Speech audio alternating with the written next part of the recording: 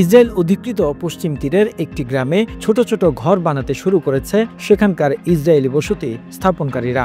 মাসাফের ইয়াত্তা এলাকায় খিরবেট আল খায়ের গ্রামে ফিলিস্তিনিদের বাড়িঘরের কাছেই এসব ঘর বানাতে শুরু করেছে তারা। এসব ঘরের বেশ কিছু ছবি ছড়িয়ে পড়েছে সোশ্যাল মিডিয়ায়। কাতার ভিত্তিক সংবাদ মাধ্যম আল জাজিরা বলছে এসব ঘরকে বলা হয় মোবাইল হোমস। ইসরায়েলি অধিকৃত পশ্চিম তীরের দক্ষিণ প্রান্তে এসব ঘর বানাতে সেখানে যন্ত্রাংশ নিয়ে যায় ট্রেন ট্রাক, আর সেসব ট্রাক থেকে মালামাল নামিয়ে দ্রুত বানিয়ে ফেলা হয় ঘর।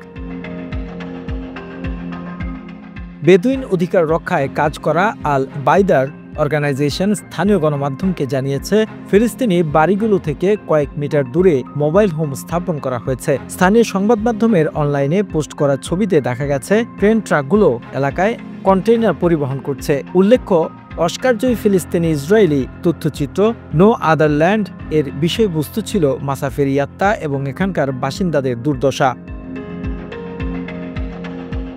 বিবিসি বলছে 5 দশকের বেশি সময় আগে জর্ডানের কাছ থেকে পশ্চিম তীর দখল করার পরপরই সেখানে বসতি স্থাপন শুরু করে ইসরায়েল। তারপর থেকে ক্ষমতায় আসা প্রতিটা সরকারই সেখানে ক্রমবর্ধমান বসতি সম্প্রসারণের অনুমতি দিয়েছে।